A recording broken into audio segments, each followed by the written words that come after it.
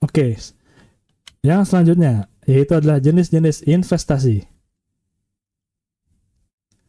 Nah, jenis investasi ini ada apa aja sih? Jenis-jenis instrumen investasi.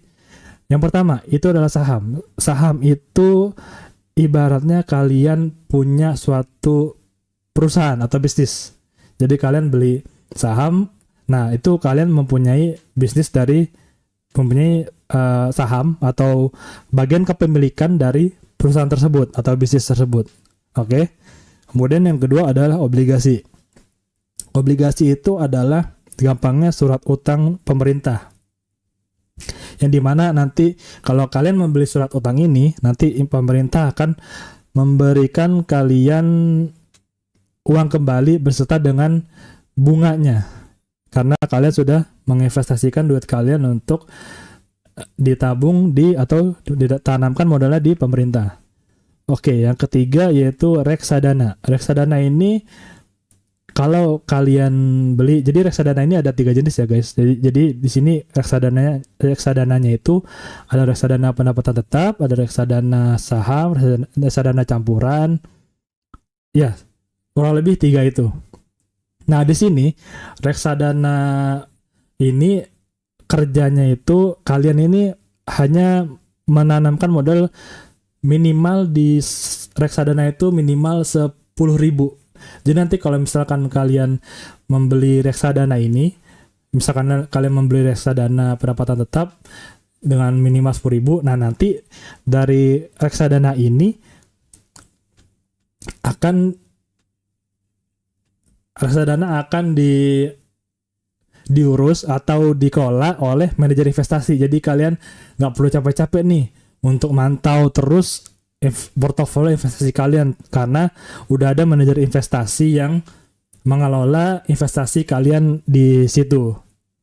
Oke, kemudian yang keempat adalah emas. Nah, ini adalah investasi yang pada umumnya banyak dan digemari oleh orang Indonesia dari kalangan atas, dari kalangan boomers, Gen Z, milenial. Karena mereka itu emas ini adalah salah satu hedge fund. Hedge fund itu adalah salah satu perlindungan nilai kalian dalam berinvestasi. Misalkan kalian beli emas ya kan, kemudian emas ini nanti akan melindungi nilai kalian. Melindungi nilai kalian ini diartikan sebagai, kan setiap tahun itu pasti ada inflasi kan ya. Inflasi kan kenaikan harga barang dari, ya istilahnya kalau inflasi gampangnya itu adalah kenaikan harga dari barang atau jasa gitu. Nah nanti dari kenaikan harga barang atau jasa itu si emas ini bisa menyamai kenaikan harga produk atau jasa yang terjadi karena inflasi tersebut gitu. Nah gampangnya gitu. Nah yang kelima ini adalah cryptocurrency. Nah cryptocurrency ini adalah bank digital. Bukan bank digital. Ini adalah uang digital yang dimana ini itu bisa untuk investasi jangka panjang juga. Cuma dia itu memang agak rawan ya karena dia belum terlalu diawasi oleh pemerintah, belum ada regulasi yang pasti. Jadi kalau cryptocurrency, tapi kalau kalian misalkan investasi di cryptocurrency, kalian akan mendapatkan untung yang memang sangat besar karena memang untuk pergerakan dari cryptocurrency itu sendiri memang sangat fluktuatif atau sangat cepat gitu naik turunnya. Nah, kemudian yang keenam itu ada di deposito. Nah, di deposito ini kalian tahu lah ya, untuk deposito ini kalian menempatkan duit misalkan 10 atau 100 juta gitu di bank. Nah, nanti selama 10 atau selama beberapa tahun yang kalian tentukan dari 10 atau 100 juta itu, kalian akan mendapatkan bunga sesuai yang ditawarkan sama si bank tersebut gitu. Nah, yang ketujuh ini adalah properti. Nah, dari properti ini sendiri salah satu investasi yang juga jadi ibarat primadona ya buat semua orang, karena kan properti ini ya semua orang butuh properti lah ya, misalkan kayak tempat tinggal, kantor ya kan. Kemudian kayak misalkan kayak kalau kalian mau berbelanja di mall itu kan properti juga gitu. Nah, itu kan memang harus bukan harus ada. Jadi emang digemari oleh banyak orang gitu dan ada fisiknya. Dan setiap tahun pun harga properti itu bisa naik gitu. Jadi investasi properti ini salah satu investasi yang sangat bagus gitu, yang sangat menguntungkan.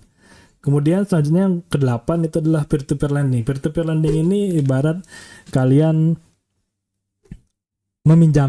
meminjamkan atau ya ibarat kalian meminjamkan uang kalian kepada bisnis kecil atau UMKM. Jadi nanti dari uang yang kalian pinjamkan itu ke mereka, nanti kalian akan mendapatkan bunga sesuai dengan yang ditentukan oleh mereka. Nah, kemudian yang kesembilan ini adalah equity crowdfunding. Equity crowdfunding ini adalah di mana kalian bisa investasi di perusahaan-perusahaan kecil, yaitu seperti UMKM atau startup. Nah, jadi di sini itu nanti kalian bisa membeli equity seperti bisnis kayak seperti Sourcelly, jadi mana tuh bisa bisnis ada fisik buat dari dari sektor makanan. Kemudian nanti kalian bisa melakukan bisnis juga, melakukan investasi di startup juga gitu. Jadi nanti kalau misalkan investasi di startup, kalian bisa mendapatkan keuntungan yang besar ke depannya, karena investasi startup adalah ke depannya itu bisa mendapatkan atau menjangkau return yang sangat tinggi. Oke. Kemudian yang selanjutnya.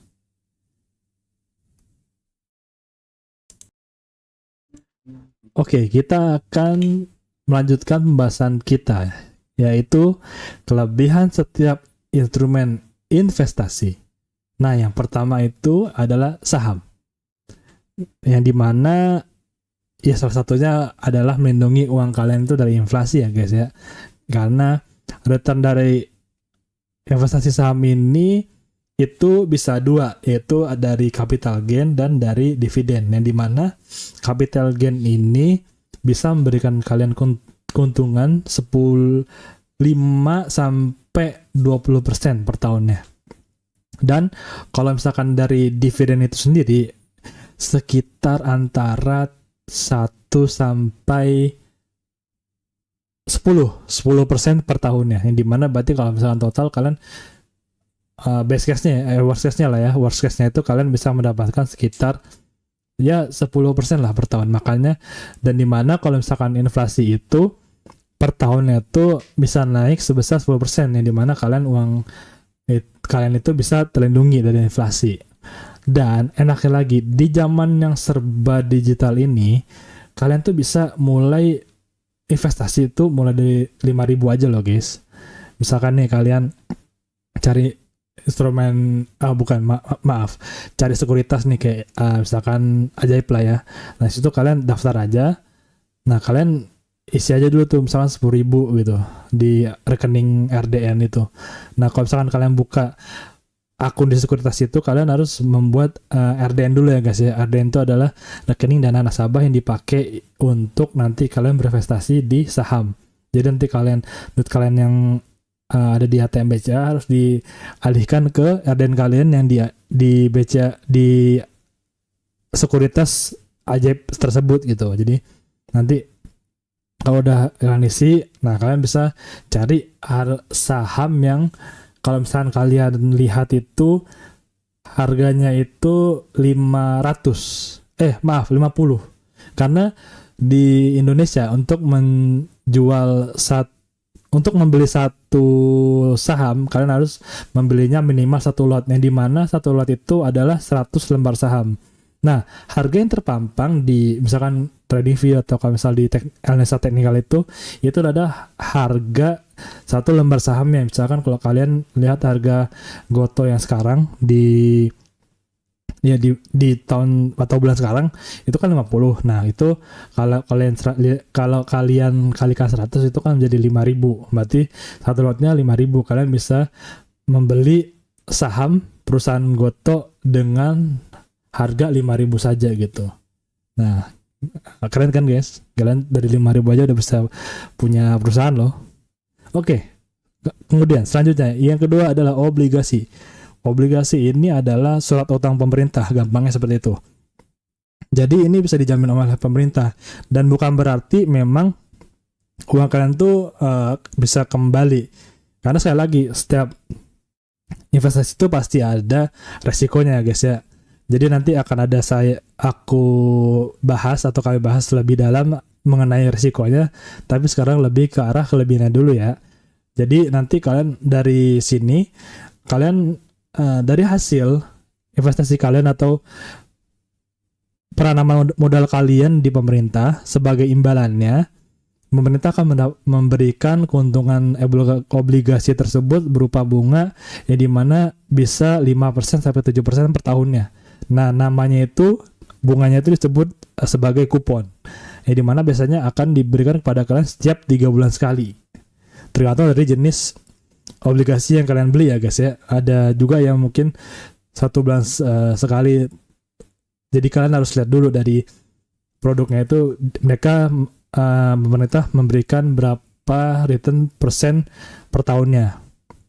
Dan obligasi ini bisa dijadikan jaminan kalau misalkan kalian ya mungkin mau pinjam uang atau misalkan ya pokoknya bukan pinjaman lah. Jadi ini bisa dijadikan obligasi ini bisa dijadikan jaminan gitu. Oke, kemudian selanjutnya kelebihan dari reksadana. Nah, enaknya di reksadana ini, kalian tuh nggak perlu repot-repot. Karena di reksadana ini ada manajer investasi yang mengelola uang kalian atau modal kalian yang kalian investasikan. Jadi, di sini di reksadana ini ada 3 produk ya guys. Jadi ada reksadana pendapatan tetap, reksadana saham, dan reksadana campuran. Di mana reksadana pendapatan tetap ini produk di dalamnya itu yaitu berupa sebagian besar itu adalah deposito dan obligasi. Untuk reksadana saham ya sebagian besar ya memang saham. Kemudian untuk yang campuran ya berarti ya campuran antara deposito, obligasi ataupun saham. Nah, dari 3 produk reksadana itu kalian sesuaikan guys sama profil resiko kalian. Apakah kalian memang investor yang konvensional? Maksudnya itu adalah kalian ya udah pengen yang aman-aman aja tapi ya untungnya juga ya nggak terlalu besar. Untungnya paling ya 1-3% gitu per tahunnya. Kemudian kalau misalkan kalian mau mendapatkan itu yang gede dan memang kalian orangnya risk taker atau pengambil resiko, kalian bisa membeli reksadana saham yang dimana return rate bisa 5-10% per tahun. Nah, kalau kalian nih memang bisa dua-duanya atau mau dua-duanya gitu, kalian memang risk taker atau pengambil risiko sekaligus kalian mau ngamanin dana kalian juga gitu. Jadi kalian bisa mengambil reksadana campuran gitu guys. Dan enaknya juga nih di reksadana ini kalian bisa mulai berinvestasi dari duit 10.000 aja nih. Jadi nanti kalian pilih aja produk reksadana yang kalian mau. Ya kemungkinan ada juga yang menawarkan memang harganya itu dari 10.000. Kebanyakan sih sebenarnya 100.000, cuma kalau misalkan mau yang lebih murah kalian cari yang 10.000. Jadi kalian dari awal bisa investasi dengan harga yang murah gitu. Oke. Dan di enaknya juga nih di reksadana itu nggak kena pajak karena di dalam reksadana itu sendiri mereka itu sudah membayar pajak gitu. Jadi kalian pas udah punya reksadana, kalau kalian mau cairkan itu udah nggak kena pajak lagi guys, gitu. Seperti itu. Nah kemudian di sini capital gain dari reksadana ini kalian hanya mendapatkan capital gain ya guys. Jadi capital gain itu adalah mendapatkan harga dari harga awal, misalkan harga awal kalian 100 gitu. Jadi kemudian harga kemudiannya 500. Jadi capital gain itu dari kenaikan harga barang yang atau produk yang kalian beli gitu. Jadi kalian mendapatkan keuntungan dari kenaikan harga tersebut. Seperti itu. Nah, kemudian mudah dicarikan juga. Jadi paling kalau misalkan kalian mau mencarikan dana kalian di reksadana biasanya akan dicarikan antara 3, 5 atau 7 hari kerja ya guys ya. Jadi ditunggu aja. Kemudian yang selanjutnya yaitu adalah emas. Emas ini seperti yang saya bilang tadi, yaitu melindungi uang kalian dari inflasi. Jadi di mana seperti saham, kalian bisa melindungi uang kalian dengan emas, karena emas kenaikannya rata-rata bisa sampai 10% tahun sesuai dengan kenaikan inflasi. Nah, di mana emas ini, aku ingetin ya guys, itu cuma melindungi nilai kalian, bukan membuat kalian tambah kaya gitu. Jadi memang emas ini itu nanti kalian, ya misalkan 1 tahun ke depan inflasi naik 10%, ya uang kalian tetap dalam 1 tahun itu uang kalian memang akan menyamai seperti inflasi gitu. Uang kalian tetap sama. Jadi makanya itu adalah kenapa sebagai namanya pelindung investasi ya. Kalau misalkan kalian bertambah kaya, kalian ya harus melebihi inflasi per tahun dari Indonesia itu sendiri, atau misalkan dari suatu negara itu sendiri gitu, atau ya harus lebih lah untuk mendapatkan keuntungan yang besar gitu. Dan bisa juga mulai dari modal yang kecil. Kalau misalkan mau beli emas ya, kalian kan bisa beli emas kalau misalkan di toko emas ya, bisa ya berkisar lah, tergantung dari gram dan karat yang dijual. Misalkan ya ada yang 100.000, ada yang 200.000, ada 100.000, beragam. Dan risiko ini rendah ya, karena kan emas ini memang ya dia itu memang sebagai pelindung nilai kekayaan kalian, dan emang jadi patokan gitu buat dari nilai buat melindungi uang kalian. Ya mudahnya seperti itu ya guys ya. Kemudian mudah dicairkan. Jadi kalau kalian punya emas gitu kan, emas fisik. Nah, oh ya, dan satu lagi mau saya sampaikan, di zaman yang digital ini kalian itu udah nggak perlu beli emas yang fisik lagi loh guys. Jadi kalian bisa membeli seperti emas virtual atau dicicil gitu awalnya. Jadi kalian bisa beli per gram dulu, dicicil sampai nanti akhirnya jadi 1 kilo. Itu kalian bisa nanti kayak di aplikasi Bareksa gitu. Jadi kalian bisa cicil beli emas dari 1 gram, 2 gram, 3 gram, akhirnya sampai 1 kilogram, baru nanti bisa di cetak fisiknya. Jadi lebih mudah gitu. Dan dari situ juga kalian bisa menjualnya lebih cepat gitu, maupun dari fisik ataupun dari produk yang kalian cicil per gramnya dari aplikasi lain gitu. Kemudian ya seperti yang saya bilang tadi, memang keuntungannya itu lebih ke arah lebih ke arah melindungi nilai sih guys ya. Oke. Selanjutnya adalah cryptocurrency. Nah, yang ini nih. Ini nih adalah suatu investasi yang menurut saya itu agak ini ya, mungkin bisa melawan kriteria dari investasi bodong itu sendiri. Kenapa saya bisa bilang begitu? Karena bisa memberikan keuntungan yang berlipat kali lipat gitu. Misalkan 1.000 kali lipat, 20 kali lipat, 500 kali lipat gitu. Nah, di sini makanya karena harus bisa meneliti dengan jeli nanti ya, bagaimana cara mengidentifikasi investasi bodong itu. Karena kalau misalkan kalian lihat dari cryptocurrency sendiri, banyak loh orang yang dapat misalkan ya seperti itu, kayak 10 kali lipat, 50 kali lipat, 100 kali lipat. Jadi mereka tuh kayak antara mereka beli jauh-jauh hari gitu kan, untuk investasi jangka panjang, baru mereka dapat keuntungan berkali-kali lipat, atau mereka memang menunggu timingnya gitu. Jadi mereka mengumpulkan duit dulu sampai banyak, kemudian pas timing udah dapat, bisa tuh nanti misalkan sehari atau enggak seminggu atau enggak bulan depan itu mereka udah dapat keuntungannya berkali-kali lipat gitu. Nah itu di sini saya tekankan ya guys, ini bisa sampai, bukan pasti sampai 100 kali lipat, paling ya bisa, karena bisa sampai 10 kali lipat gitu.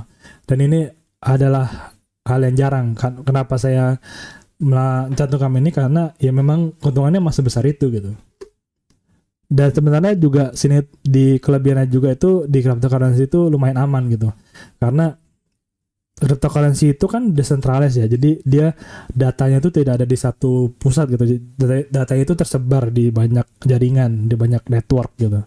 Jadi dia itu tersebar lah. Jadi misalkan kalau ada satu server atau apapun network yang kurang atau bisa mati atau misalkan problem, itu di network lain tuh masih ada gitu, jadi masih bisa aman.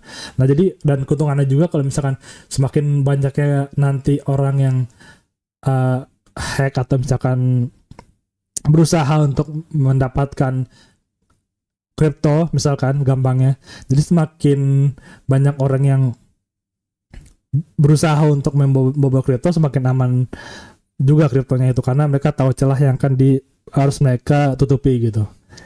Kemudian ya mudah dicairkan juga, karena memang ini adalah aset digital yang lumayan gampang dicairkan, karena dengan jari aja kalian udah bisa cairin gitu. Dan enaknya juga itu buka 24 jam. Kalian misalkan udah malam kah, misalkan tiba-tiba emang mau cairin pas malam jam 12 malam ke atas, jam 1, jam 2, itu mereka masih buka. Dan kalau misalkan kalian emang mau butuh duitnya dan mau jual hari jam itu juga, itu kalian bisa di jam itu juga gitu. Kemudian yang selanjutnya adalah deposito.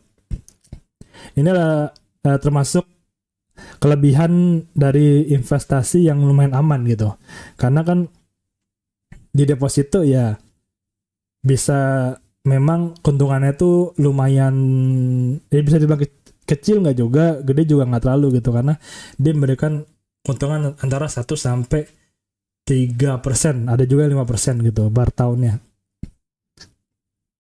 Dan ini salah satu yang termasuk aman karena dia itu ya memang digunakan oleh bank untuk keperluan investasi yang lain gitu. Jadi nanti uang kalian bisa diganti oleh bank kan dengan uang yang lebih banyak gitu, karena kalian sudah menaruh uang kalian di deposito gitu. Kemudian bisa dapat jadikan jaminan juga kalau misalkan kalian memang mau meminjam sesuatu atau ya meminjam sesuatu lah. Kemudian enaknya juga ini, deposito ini sebenarnya lebih enak karena dia itu memang bunganya lebih besar dari bunga tabungan gitu. Oke, kemudian ya karena ini juga keuntungannya lumayan tidak kecil ataupun tidak terlalu besar juga, makanya dia itu stabil gitu. Oke, selanjutnya yaitu adalah properti. Nah, kelebihan dari properti di sini itu adalah salah satu instrumen investasi yang aman gitu guys. Kenapa aman? Ya karena gede gitu. Udah gede, habis itu di tanah gitu kan. Ya siapa gitu yang mau ngambil gitu kan. Kalau rumah itu. Jadi amannya seperti itulah ya. Kemudian harga properti itu naik antara 10-20% setiap tahunnya, di mana itu melawan inflasi, dan juga ya harga rumah itu memang naik setiap tahunnya gitu. Terus bisa jadikan passive income. Bisa jadikan passive income itu kalau kalian misalkan punya rumah kemudian kalian sewakan sebagai kos-kosan. Nah itu nanti kalian setiap bulannya bisa mendapatkan passive income dari situ, karena menyewakan gedung atau properti kalian tuh untuk kos-kosan gitu. Kemudian ya kemudian tadi itu bisa juga dapat dijadikan pinjaman juga kalau kalian mau melakukan suatu pinjaman di bank atau di tempat lain. Ada enaknya juga, properti ini dibutuhkan semua orang ya guys ya. Jadi ya nggak perlu takut lah kalau misalkan nanti ada rumah yang misalkan mau kalian jual gitu. Ya semua orang butuh rumah gitu. Jadi ya jangan terlalu ya panik atau nggak laku gitu. Karena kan kalian juga harus effort juga sih biar rumah kalian itu yang misalkan kalian punya atau kalian miliki itu bisa terjual gitu ya. Oke. Kemudian yang ke-8, peer-to-peer lending. Peer-to-peer lending ini kelebihannya imbal hasilnya bisa 20-30% per tahunnya. Tergantung dari jenis atau produk yang ditawarkan peer-to-peer lending itu ya guys ya. Ada misalkan kalau kayak peer-to-peer lending seperti di perikanan untuk ternak lele, atau misalkan kayak produksi susu sapi gitu. Nah itu bisa kalian mendapatkan return antara 20% sampai 30% per tahunnya, tergantung dari produknya guys ya. Kemudian kalian juga dari produk itu tuh ada tenor yang masing-masing gitu yang relatif singkat. Enaknya tuh seperti itu. Jadi antara 3 sampai 5, 3, 6, 9, 12 bulan tenor yang singkat dari mereka itu, jadi dia lumayan gede juga gitu. Kemudian bagi peminjam tidak perlu jaminan, nah enaknya gitu. Jadi kalau misalkan kalian mau minjam duit dari orang itu prosesnya itu tidak terlalu repot gitu, nggak perlu pinjaman. Nah kemudian yang terakhir adalah equity crowdfunding. Ini nih yang baru-baru juga, yang baru saya pelajari juga. Itu kalian bisa mendapatkan keuntungan dari capital gain dan dividen, yang dimana nanti capital gain ini akan kalian dapatkan ketika bisnis tersebut tuh berkembang gitu, atau startup. Kayak misalkan kalian beli startup A gitu, tiba-tiba dari kalian beli 1 juta, tiba-tiba nilai startupnya tiba-tiba menjadi 10 juta atau 100 juta gitu. Nah itu adalah capital gain dari kalian beli 1 juta tiba-tiba jadi 100 juta gitu. Itu adalah capital gain. Kemudian dividennya itu adalah keuntungan dari laba bersih perusahaan itu. Kalau misalkan perusahaan atau UMKM atau bisnis kecilnya itu dapatkan laba bersih dan perusahaan memang menentukan untuk membagikan dividen tersebut kepada, atau laba bersih tersebut kepada pemegang saham, maka kalian akan mendapatkan dividen gitu. Nah, kisarannya itu bisa antara 10-40% per tahun. Memang ya lumayan besar karena memang bisnis awal UMKM atau startup itu biasanya memang memberikan keuntungan yang lumayan besar gitu. Apalagi startup. Kalau misalkan startup itu mendapat keuntungan dari capital gain yang besar. Kalau misalkan UMKM yang sudah lumayan matang seperti ibarat kayak Sorcelly lah ya, Sorcelly, kemudian kayak Kargo, kemudian seperti cafe, itu yang bisa mendapatkan kalian 10% sampai 40% per tahunnya keuntungan dari dividen. Kemudian kalian nih, nah di zaman digital ini kalian bisa mulai dari 50.000 nih. Kalau kalian mau beli perusahaan atau startup atau UMKM atau bisnis kecil itu dari equity crowdfunding itu bisa mulai dari 50.000. Nah, salah satu aplikasi yang saya tahu dan bisa mulai 50.000 untuk investasi di perusahaan kecil itu adalah BizHare. Kalian bisa cari sendiri nanti di internet, namanya BizHare, BIZHARE. Di situ kalian bisa menanamkan modal 50.000 kalian untuk membeli suatu bisnis di bisnis yang dia tawarkan oleh aplikasi tersebut. Nah, kemudian bagi pengusaha bisa mendapatkan modal dengan mudah karena di sini kayak misalkan kalian mau mulai membuat startup gitu ya, kalian mau mendapatkan modal nggak hanya dari investor, tapi nggak hanya dari investor kayak misalkan institusi kayak venture capital, tapi mau mendapatkan investor dari masyarakat juga yang modalnya dikumpulkan, itu bisa juga tuh kalian mudah akan mendapatkan modal dari equity crowdfunding ini gitu. Kemudian setelah itu karena kalian bisa berinvestasi di startup, ya kalian bisa mendapatkan keuntungan yang sangat besar.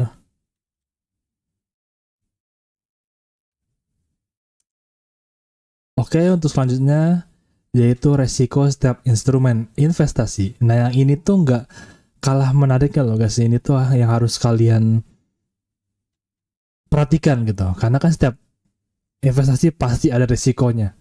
Nah, di sini saya akan memberitahu kepada kalian atau ya mengedukasi kalian bagi apa saja risiko setiap instrumen investasi yang sudah kita jelaskan sebelumnya.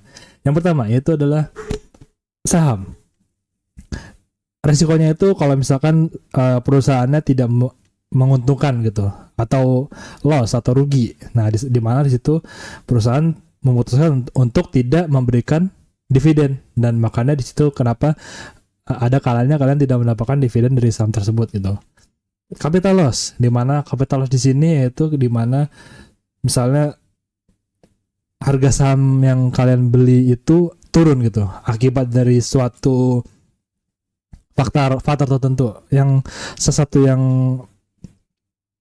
bisa terjadi dari capital loss atau harga saham ini turun ini yaitu adalah ketika laba perusahaan tadi yang seperti saya sebutkan tadi itu rugi gitu. Jadi perusahaan rugi, akhirnya banyak investor yang menjual saham tersebut gitu. Jadi akhirnya harga saham tersebut turun dan akhirnya kalian bisa rugi gitu, loss dari penurunan harga saham tersebut kalau misalkan kalian tidak cepat-cepat menjual saham kalian gitu. Makanya namanya capital loss. Jadi modal kalian bisa tergerus. Ya, kemudian perusahaan bangkrut. Ini sebenarnya jangan terjadi sih, cuma ya namanya juga investasi lah ya, pasti ada resikonya gitu. Jadi kalau misalkan perusahaan bangkrut ya udah, duit kalian otomatis bisa tidak balik lagi.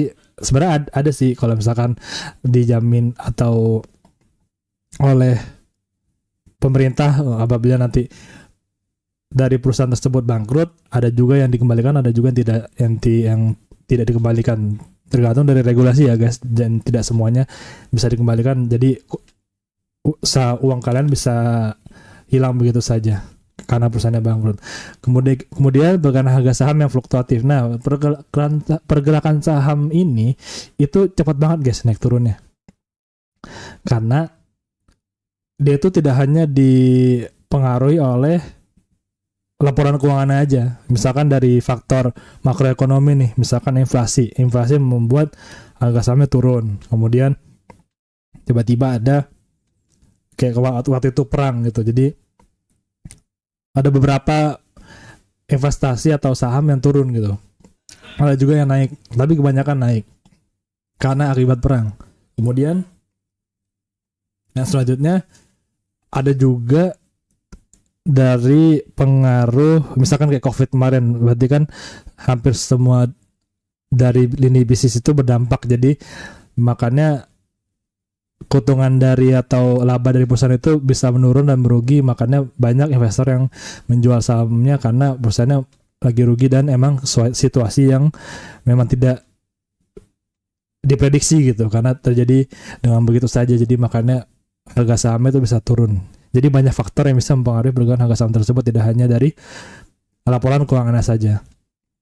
Kemudian suspensi itu ketika ada masalah yang dihadapi oleh perusahaan yang kalian beli atau saham yang kalian beli gitu.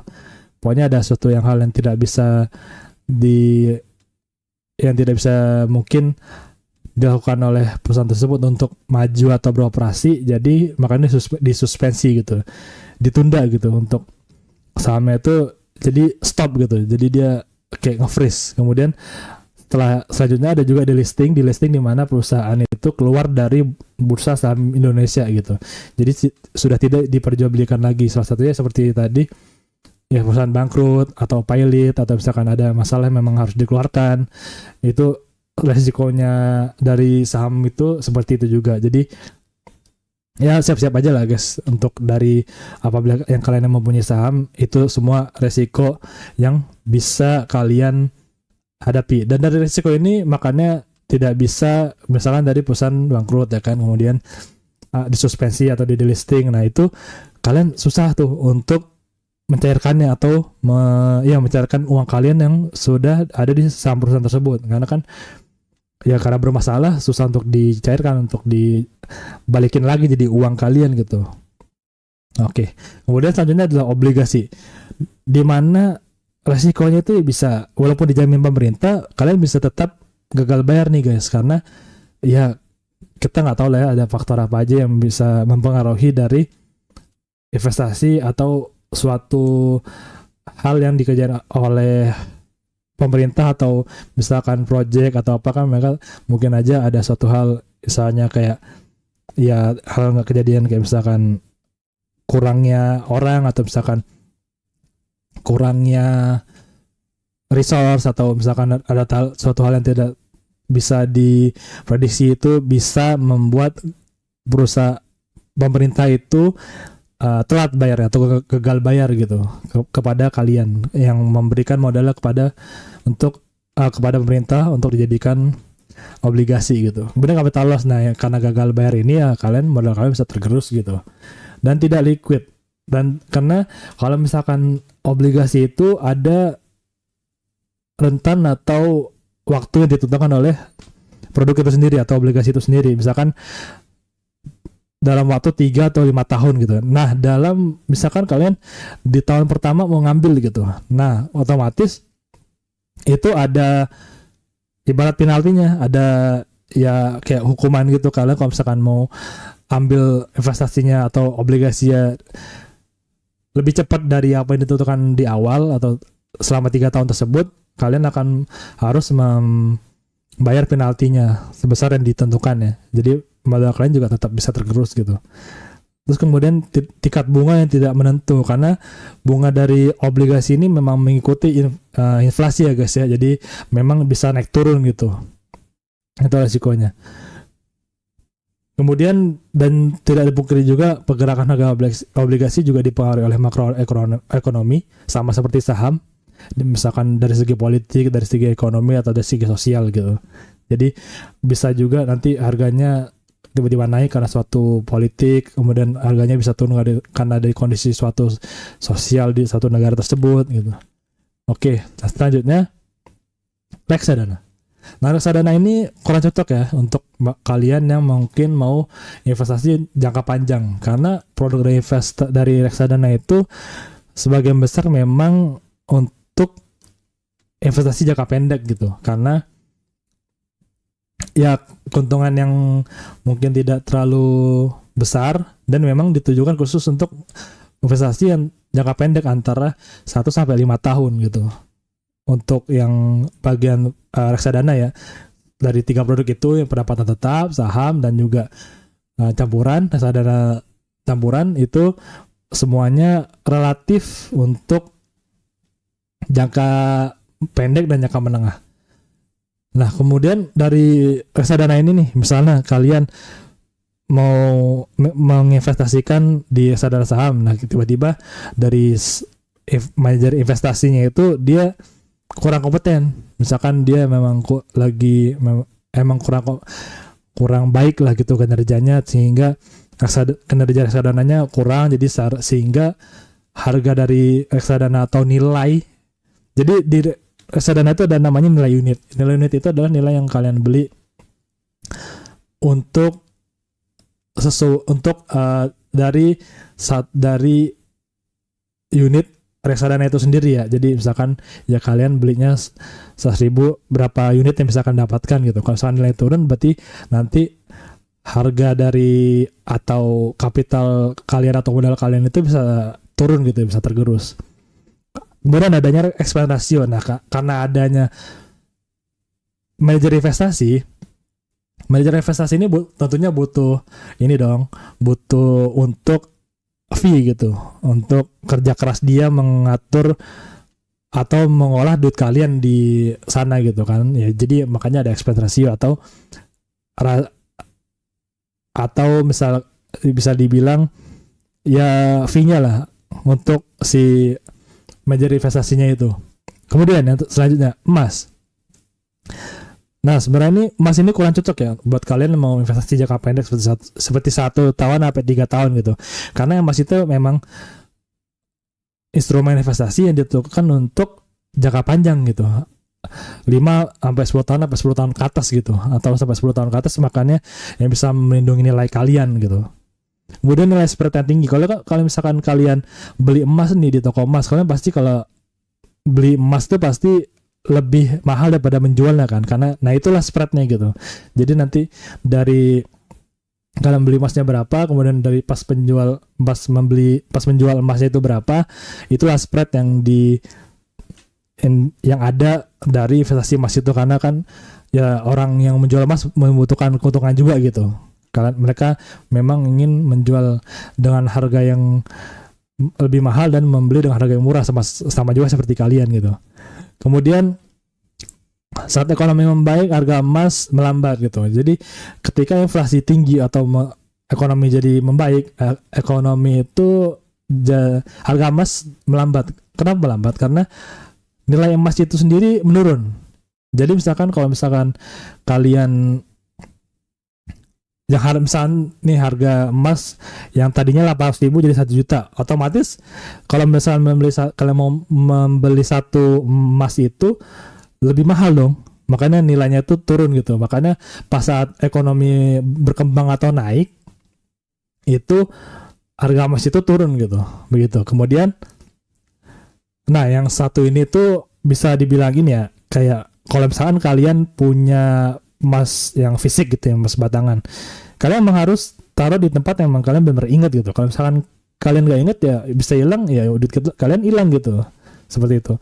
Dan di emas ini gak ada passive income, kalian ya cuma bisa mendapatkan dari perbedaan harga yang kalian beli dan kalian jual gitu, gak ada bagi hasil gitu. Kemudian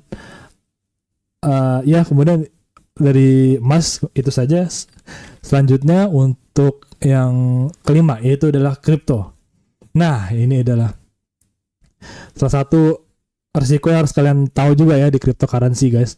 Walaupun dia emang bisa memberikan keuntungan yang sangat besar, kripto ini memang masih dibilang masih rawan gitu. Walaupun masih bisa dibilang aman juga lah, karena masih bisa diretas gitu. Karena kan masih banyak kejadian yang sekarang itu cryptocurrency itu masih bisa diretas gitu. Karena memang masih banyak celahnya gitu. Jadi tapi baiknya walaupun banyak celah yang diambil atau dilalui oleh hacker atau peretas, cryptocurrency ini menjadi semakin aman gitu karena dia bisa menutupi ya tadi dari sisi bagian mana yang bisa diretas gitu. Dia bisa menutupi celah-celah gitu, celah-celah yang dilalui oleh si peretas tersebut gitu. Nah, yang pastinya nih, kalau kalian cryptocurrency, kalian harus banget namanya tahu bisa, kalau misalkan udah kalian itu tuh bisa tergerus gitu. Ya misalkan bisa sampai 90%, 80%, 70%, bahkan sampai hilang gitu. Karena kalian harus siap gitu. Karena memang pergerakan harga kripto itu emang sangat segitu cepatnya gitu. Karena kan ya kalian tahu kalau dari kripto itu sendiri kurangnya itu dia itu fundamentalnya masih belum kuat. Fundamental tuh kayak kalau misalkan di perusahaan itu kan dia ada bisnisnya, terus habis itu ada operasionalnya, ada bisnis modelnya, ada produknya, ada kayak misalkan kalau laporan keuangannya kuat berarti dia perusahaannya bagus, terus manajemennya bagus. Nah di kripto kan nggak ada, yang nanganin juga nggak banyak. Kemudian yang dari kripto itu sendiri dia fundamentalnya masih belum mantap, walaupun ada ya tapi masih belum mantap gitu karena mereka masih banyak tuh masih spekulasi di kayak misalkan kasus meme coin atau koin yang pernah disinggung oleh Elon Musk di mana itu Dogecoin. Waktu disinggung sama Elon Musk itu koinnya bisa naik dengan sangat tinggi gitu dan juga sangat cepat turunnya, makanya kalian juga harus hati-hati gitu. Oke. Kemudian selanjutnya deposito. Di deposito ini dia kekurangannya atau resikonya tidak liquid. Jadi kalau misalkan kalian udah masukin uang kalian di deposito udah 5 tahun ya udah gitu, kalian nggak bisa buka, kalian nggak bisa cairin gitu. Kalau dalam ketentuan beberapa bank atau lainnya mungkin ada juga yang bisa dicairkan mungkin, dan seperti obligasi yang sebelumnya saya bilang mungkin aja ada penaltinya gitu, ada fee harus kalian bayar kalau kalian mengeluarkan deposito itu lebih cepat dari waktu yang ditentukan seharusnya gitu. Kemudian bunganya yang ya segitu aja, nggak naik nggak turun gitu, datar flat. Kemudian kurangnya itu ya bunganya lebih kecil dari return saham. Kalau saham yang sampai bisa 10% ke atas gitu kan, 20%, 25%, ini dia hanya berkisar 1-3% gitu. Kemudian ya risikonya inflasi gitu kan. Kalau misalkan inflasi 10% per tahun, kalau deposito 3% per tahun, ya berarti kalian kalah gitu dari return dari saham gitu kan, dari inflasi itu sendiri kalah gitu. Oke, yang selanjutnya adalah properti. Nah, yang properti ini resikonya ya kena gede dan dibangun gitu, jadi nggak bisa dibawa kemana-mana gitu. Dan juga susah liquidnya kalau misalnya kalian memang menjual, karena kan mahal banget gitu ya harga rumah gitu kan, apalagi sekarang yang memang susah banget, udah harga rumah tinggi, kemudian pekerjaan juga mulai susah didapat gitu, dan yang katanya juga anak-anak sekarang susah mendapatkan uang, jadi lebih susah lagi gitu untuk bisa kalian menjual rumah bukan susah, maksudnya lebih susah untuk cepat menjualnya gitu.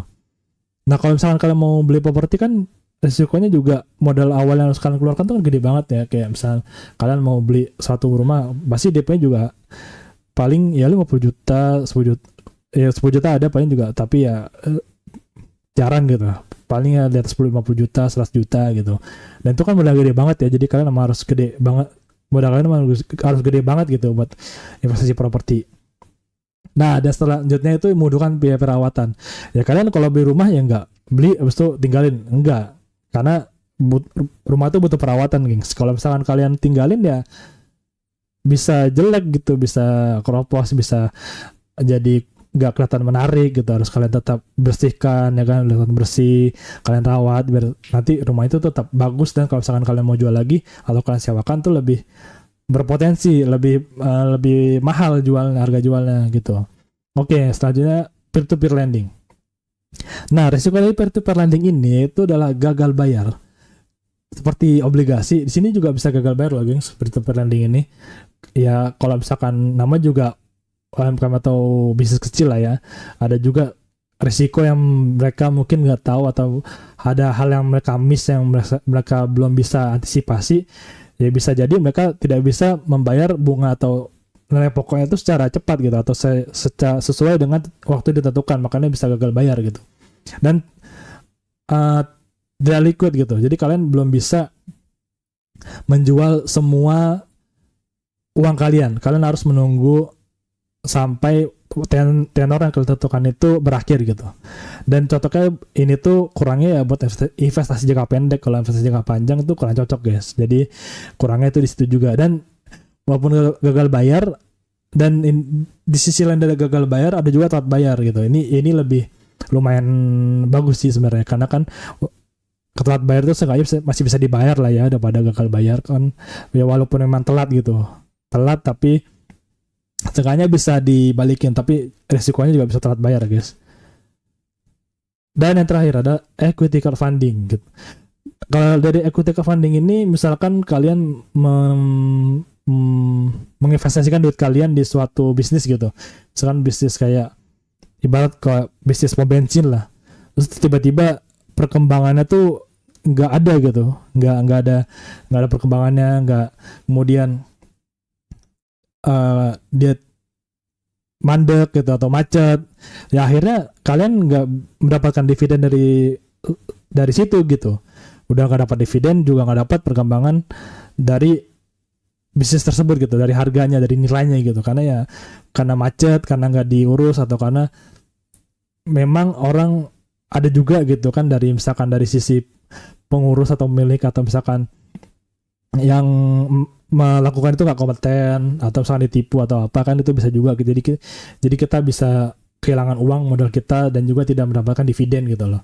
Jadi capital loss juga bisa tergerus kan, karena ya itu misalkan kena penipuan, atau misalkan kayak ya kena mungkin dari pekerjanya atau pengurusnya kurang kompeten, kemudian ya, atau memang bisnisnya memang kurang menguntungkan gitu, memang belum banyak customer atau tidak banyak customernya yang bisa dicapai oleh bisnis tersebut gitu.